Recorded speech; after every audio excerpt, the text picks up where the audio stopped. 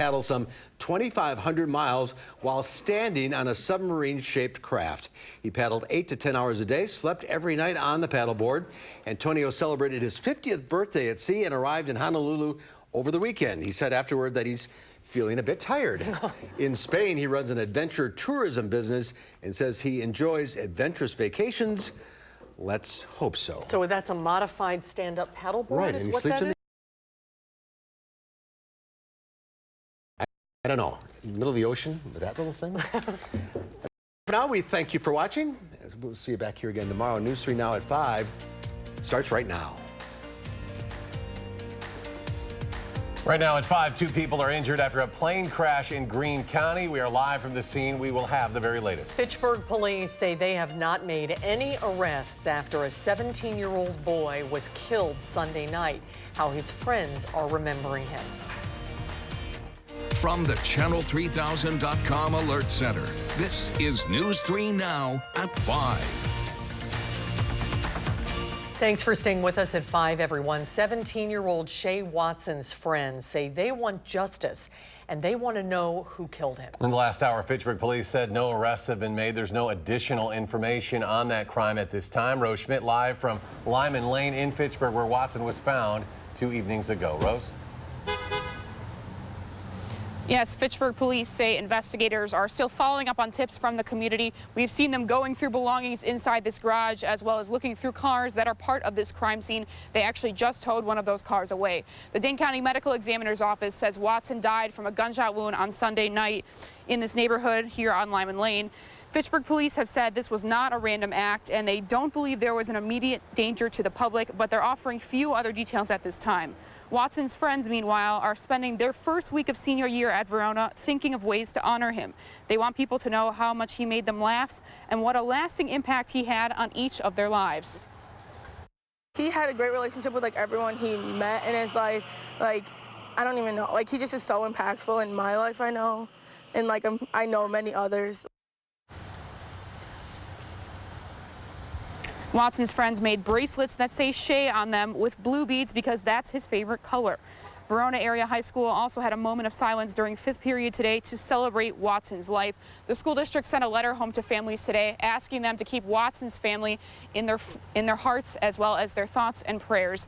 They're saying that details of the funeral have not been made at this time, but they will, of course, give those to families when those details become available. All right, Rose Schmidt live in Fitchburg. Rose, thank you. A man and woman are alert and conscious following a small plane crash. This happened in Greene County. And that is where we find our Madeline O'Neill live between Monroe and Albany on County Highway FF with why the sheriff and neighbors are feeling very grateful tonight. Maddie?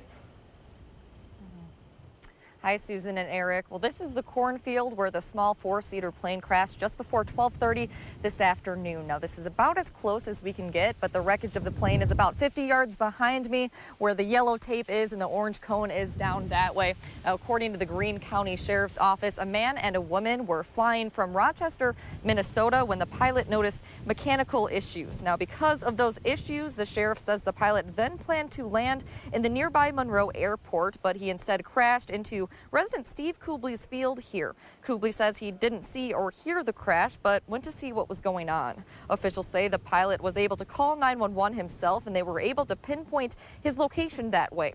Kubley saw the pilot walk away from the crash. Sheriff Scatrud says the two were taken to the hospital with non-life-threatening injuries, a relief for both he and Kubley. Well, I'm much happier that everybody's okay. He was very apologetic about landing in my field, and I said, well, that's the least of, our worries at this point. You're always feeling grateful when people walk away from a plane crash. While the pilot and passenger are okay, Scatrud says the plane has heavy damage. The sheriff says he's not sure of the plane's original destination, but online flight path data shows a flight from Rochester had been headed to Chicago Midway and landed near the Monroe Airport. Now, while sheriff's deputies are still here tonight, the crash investigation is officially in the Federal Aviation Administration's hands. They're here from Milwaukee already investigating tonight. Now, the last major plane crash in this area happened last June. Within about 5 miles of here. It killed 4 people. The identities of the pilot and passenger in this crash may be released later tonight or early tomorrow. We'll have an update coming up at 6. And we will see you then. Maddie O'Neill reporting live. Thanks, Maddie. A rural Potosi man was killed in an all-terrain vehicle crash. This happened Saturday night. The Grant County Sheriff's Office said deputies responded to a report of this crash with injuries on Marshall Lane in the town of Paris. Investigators say 27-year-old David Post lost control of his ATV and was thrown from it. He was pronounced dead at the scene. The Sheriff's Office said one of Post's dogs was also killed as a result of the crash. It remains under investigation. An investigation is underway in Richland County after a 63-year-old woman died in a house fire. The Richland County Sheriff's Office says they were called to County Highway U in Sylvan Township around 10 Saturday night. They said when they arrived, the 2-story home was in flames. Deputies say they determined an explosion had happened, and they also found Bonnie Strothman dead at the scene. 68-year-old Ellen Strothman was taken to a local hospital with non-life-threatening injuries.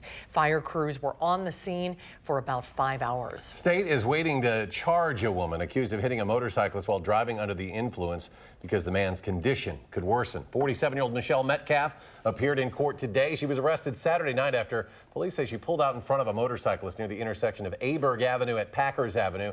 The motorcyclist, who was not wearing a helmet, was thrown over the vehicle and is now recovering from severe head injuries. The state prosecutor said he is touch and go at this time. Metcalf was released on a signature bond. Let's get a check on the weather now. Gary Canalti is on the breezy weather patio tonight. Gary? That breezy air has brought in some drier air, at least from Madison southward, but there might be a chance of an isolated shower or thunderstorm for areas north of Madison. You can see a visible cloud track. The sunny skies we had this morning giving way to a few buildups of clouds. Those clouds have been thick enough to pop up a couple of isolated showers and thunderstorms, mainly north of Madison. These will die down very quickly once we get to near sunset, so they'll probably only last another hour or two. And some of that rain may not even be reaching the ground because the air near the ground is pretty dry. While temperatures are in the mid-70s and upper 60s, the dew point temperatures are in the upper 40s and low 50s, so they are very dry near the ground. And again, some of that precipitation may not make it all the way down to the ground. Otherwise, skies become mostly clear overnight. Look for a partly sunny and windy day tomorrow as well, with a high temperature of 72. That's your News 3 Now First Alert forecast. Gary, thank you. An expansion at a youth mental health facility in Madison is being put on a temporary hold while project planners work to address concerns of those living nearby. Amy Reed is here now to show us their worries. Amy.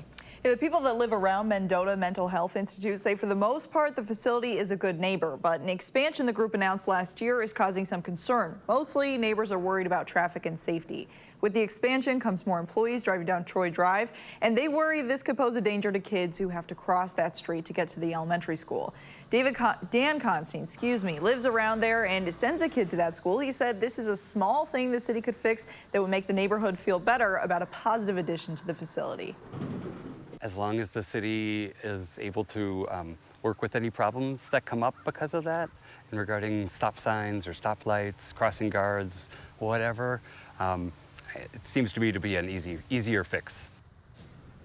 Another concern some neighbors have raised is the lack of input from the Ho-Chunk Nation. They are anthropologists and said this land is historic and important to the nation, though they said Ho-Chunk has had no say in what is done and where. We reached out to the nation, but they didn't get back to us. This project has received state funding, but the City Plan Commission pushed their approval for 60 days, giving time for some of these concerns to be addressed. Amy, thanks. Thanks, Amy. Bipartisan group of Wisconsin lawmakers wants to set a minimum age for purchasing vaping products and also raise the minimum age for purchasing tobacco and nicotine. The group, led by Republican State Senator Howard Markline, has introduced a bill that would prohibit the sale of vaping products to anyone under 21. It would also move the minimum age for purchasing nicotine and tobacco products like chewing tobacco and traditional cigarettes from 18 to 21.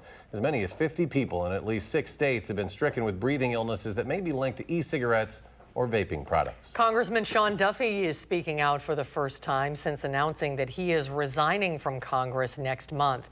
Duffy has represented Wisconsin's 7th district since being elected in 2010 and says he will be stepping down September 23rd.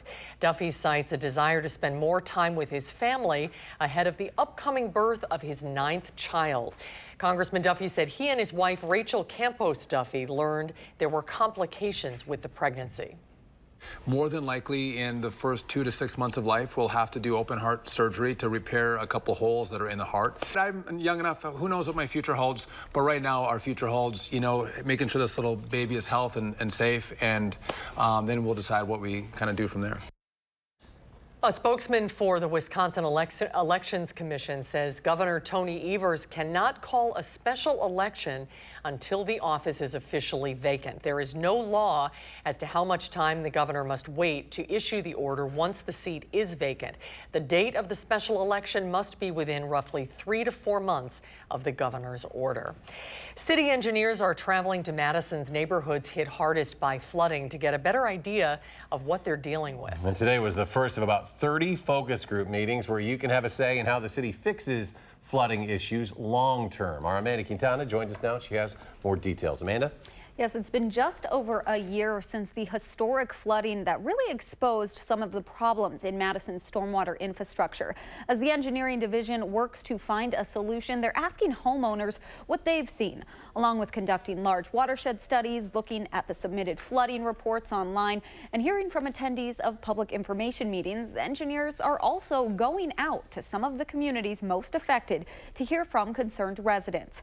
While last summer's flooding was big for many, a lot of those affected have been dealing with issues for years. These focus groups are a way for engineers to listen. We want to design the most effective from a mathematical and a scientific perspective when it comes to designing stormwater infrastructure, but really that's the purpose of these focus groups, is to get out and hear from people and hear about things that we can't see from behind a computer screen. They're also reminding people that flooding can happen at any point, so to stay prepared, you should make sure downspouts are far enough away from your foundation and you have a sump pump to keep up with the water and you know where you are on the floodplain. Engineers will be visiting dozens of other neighborhoods in the Pheasant Branch, Spring Harbor, Wingrove West, and Stricker's Mendota watersheds. We'll have a list of those dates on channel3000.com and how you can request a focus group if your neighborhood is not included in that list. Amanda Quintana reporting. Amanda, thank you. Thank you, Amanda. The Madison Metropolitan School District is changing the start times for a number of its schools this year. Our Leah Linscheid and Josh Spreiter have more on the schedule changes. Thousands of Madison students will be back to school officially 1 week from today. And this year, your student might be heading to class a little later than normal. 3 Madison middle schools are shifting to a later start time. Kids who go to Cherokee, Jefferson, and Spring Harbor middle schools will now start class at 8:40. Because of that, 3 elementary schools will now have an earlier start time of 7:50. That includes Crestwood, Heagle, and Thoreau elementary schools. Now, district officials say the reason behind this is improving the success of their middle school students. They say this decision came from parents who thought wake-up times were too early for that age bracket. Officials say they aren't worried about the flip side of this, saying earlier start times for elementary schoolers aren't detrimental, and many of their elementary school students already have early start times. We're just looking for better health outcomes for adolescents, better attendance, academic performance, behavior. We're really hoping to increase the amount of sleep that our middle school kids get. Even if your kid isn't on the list of schools changing start times this year, it could still change in the coming years. The district is phasing in the later start time for all middle schools by 2022. We are now in the home stretch before the school year starts, and we will continue to get you ready to go back to school every morning on News 3 Now this morning. Tomorrow, with new research showing the number of fully immunized students is dropping, we'll hear from a doctor on why it's so important to keep your kids up to date on their shots. We'll see you from 4:30 to 7. And there's more to come on News 3 Now at 5. Up next, dozens of Jeffrey Epstein accusers get their day in court. We'll have more on today's unusual hearing. And then coming up tonight at 6, how sleep experts at the UW are making sure we're getting the best sleep possible for however long it may be. Another down day for stocks on Wall Street. The Dow off 121 points. The NASDAQ lost 27. The S&P down 9. And we'll be right back.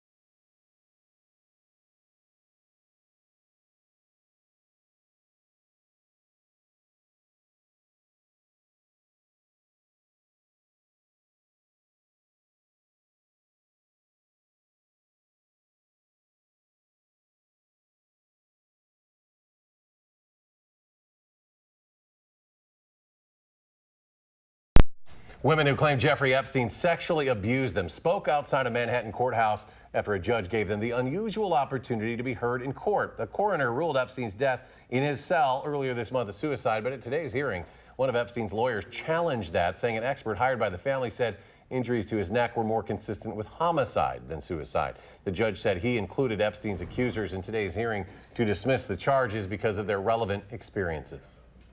It was both empowering and infuriating to know that the person who I needed to hear those words is not here to hear them. The wealthy financier had pleaded not guilty to those charges. He signed a will just 2 days before his death, putting more than $500 million in assets into a trust. The will is expected to make it more difficult for his accusers to collect any damages. Actress Lori Loughlin and her husband appeared in a Boston federal court today to face questions about their legal strategy. Loughlin and her husband, Massimo Giannulli, have decided to be represented by attorneys from the same law firm as they fight allegations. They paid $500,000 to get their daughters admitted into USC as crew recruits, even though they were not competitive rowers. So far, 33 parents have been charged in connection with paying mastermind Rick Singer's organization to get their children into elite universities. 14 have pleaded guilty, including actress Felicity Huffman, who faces a sentencing hearing next month. All right, time to get a look at your first alert weather. Your chief meteorologist, Gary Kinalty. Gary? Well, this morning we had sunny skies. We had some clouds pop up in a few spots this afternoon. It's been kind of breezy out there as well. And you can see these little buildups of clouds, mainly to the north of Madison and on Doppler track. There have been a couple of isolated showers and thunderstorms that have popped up. I think they'll be very spotty. Some of this rain may not even be reaching the ground because the air near the ground is pretty dry, but still can't rule out an isolated shower or thunderstorm over the next hour or two for areas north of Madison. Once we get past sunset, they'll be gone. These showers and storms will lose the heat of the day. Live view from the WISC sky cam showing just a few cumulus clouds out there, mainly clear skies. The Edgewater sky cam showing the sun reflecting off the waters of Lake Mendota. Pretty nice afternoon and the UW campus. High temperature today 76, the low 60, very close to the averages of 78 and 57. Right now our temperature is at 76 degrees. Skies are partly sunny. Winds are out of the west at 13 miles per hour. The dew point yesterday was in the upper 60s. Now it's in the lower 50s. So with those brisk winds, that dry air just gets forced near the ground. The air sinks and dries out a little bit. With that dry air near the ground, again, that makes it less likely that some of those showers up north will even reach the ground. But Tropical Storm Dorian right now still holding together as a tropical storm. Maximum sustained winds 50 miles per hour, moving west-northwest at 13 miles per hour, just crossing into the Caribbean right now. Latest forecast track from the National Hurricane Center takes it just south of Puerto Rico. This is by Wednesday at 1 p.m. as a strong tropical storm close to hurricane strength, and then basically brings it out into the Bahamas. A little more northerly path now as we head into Friday, but then it starts to curve it back toward the west, and the latest forecast track takes it through the northern Bahamas and maybe into the far eastern portions of Florida by Sunday afternoon as a strong tropical storm or close to hurricane force strength, bringing a lot of heavy rain as well. So that does bear some watching for Florida. Temperatures right now are in the 60s up in northern Wisconsin, where there's a little more cloud cover, a little more sunshine, keeping temperatures in the mid to upper 70s through southern Wisconsin. But the air has really dried out. Look at these dew point temperatures in the mid to upper 40s. That's very dry air for the end of August. And as you can see, as a result, most of the cloud cover has been in the northern part of the state where the atmosphere is a little bit more unstable. But even there, the precipitation is still pretty spotty. Upper level winds now coming in from the northwest, bringing in some of that below normal temperatures with readings mainly in the 70s. And you can see a reinforcing shot of cool air with this trough of low pressure. It's also kind of windy to the north and west as well. Temperatures are in the mid 70s here, even a few degrees cooler to the north and west. International Falls right now only at 57 degrees, but the dew point temperatures, like I say, have really dried out through much of the northern portion of the Midwest. The air very dry when you get back into Colorado and parts of Wyoming and Montana, and that's the way our winds are coming from. So even though the future track computer model shows a few scattered showers, that's mainly instability showers up to the north, and we're going to stay probably dry tomorrow, although we'll be on the windy side. On Thursday, the winds become southwesterly and temperatures jump right back up to around 80 degrees before a shower or thunderstorm chance late in the afternoon into Thursday evening. Those will be very spotty. So our forecast for tonight calls for skies become mostly clear. It'll be a little cooler again. The shower or thunderstorm chance north of Madison, mainly for the next hour or two, low 56. Tomorrow, look for a high of 72. It'll be partly sunny, kind of windy windy, winds out of the west at 15 to 25 miles per hour. As we look at future track again, any spotty showers will be gone in the next hour or two. Look for clear to partly cloudy skies overnight, lows mid-50s. Highs tomorrow, lower 70s with brisk westerly winds. Tomorrow night, mostly clear skies, low temperatures in the mid-50s. And then those southwesterly winds on Thursday, bringing temperatures up to the upper 70s to lower 80s. Just a slight chance of a late afternoon or evening shower or thunderstorm. 7 to 10 day forecast, those temperatures on the cool side to start out the holiday weekend. I did have to put in a chance of showers. Best chance would be south of Madison, and then dry weather for Sunday and Monday, Labor Day, and then look for another chance of thunderstorms about the middle of next week. As we take a look at first alert traffic right now, there's the Beltline view at Park Street. Traffic pretty slow in the eastbound direction, moving a little bit better in the westbound direction. Seeing delays eastbound from around Monona Drive to just west of Verona Road. Also a few delays northbound on Highway 12 heading out of Middleton. As far as traffic times are concerned, almost a half hour on the Beltline from University Avenue to I-3990, but only 17 minutes back in the westbound direction. Heading out of Madison, 27 minutes down to Janesville on I-3990, 16 minutes to Sauk City from Middleton on Highway 12, and 21 minutes to Sun Prairie on US 151 and East Washington Avenue. That's your News 3 Now First Alert traffic. Thank you, Gary. Still ahead on News 3 Now at 5, a major teachers union is calling on Congress to take action on gun violence. We'll have a look at where the current talk stands coming up.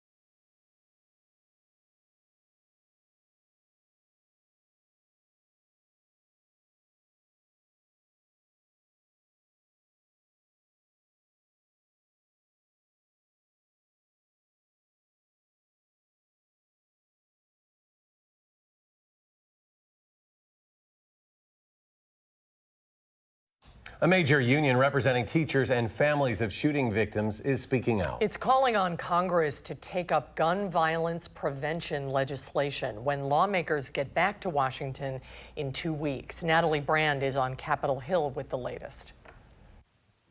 Pressure is ramping up on Capitol Hill to address gun violence. The American Federation of Teachers is the latest group to join the call after sending a letter to Congress. What would be your message to both sides of the aisle? Do something. That's my message. The group's president, Randy Weingarten, says public sentiment is behind action after 31 people were killed in mass shootings in El Paso, Texas and Dayton, Ohio earlier this month. I think that weekend really shook people. Yeah. In a way that I hadn't seen since Parkland.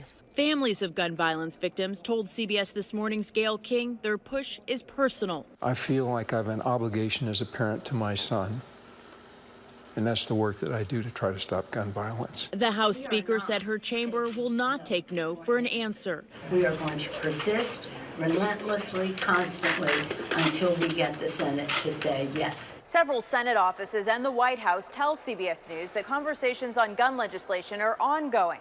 But some Republican senators say the House-passed bill to expand background checks must be modified in order to attract support in the Republican-led Senate.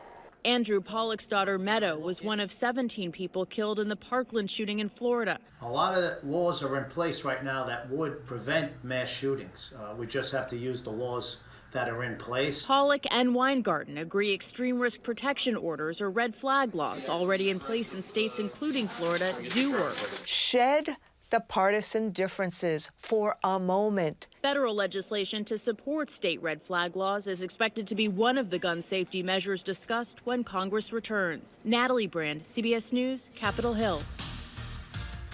And stay with us. We'll have another check of your forecast in just a moment.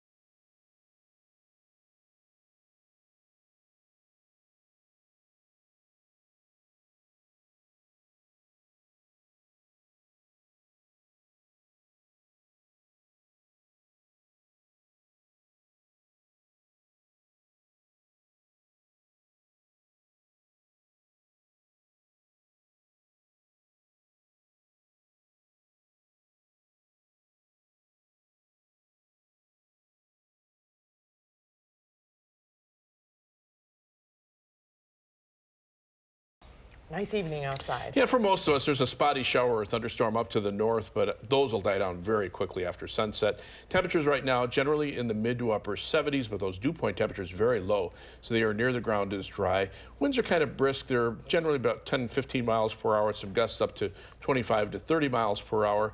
But look for a fairly nice Labor Day weekend. A slight chance of showers south of Madison, but other than that, the rest of the weekend will be nice. Oh, that's great. All right, Gary, thanks for joining us. We're back in 30 minutes for News 3 Now at 6.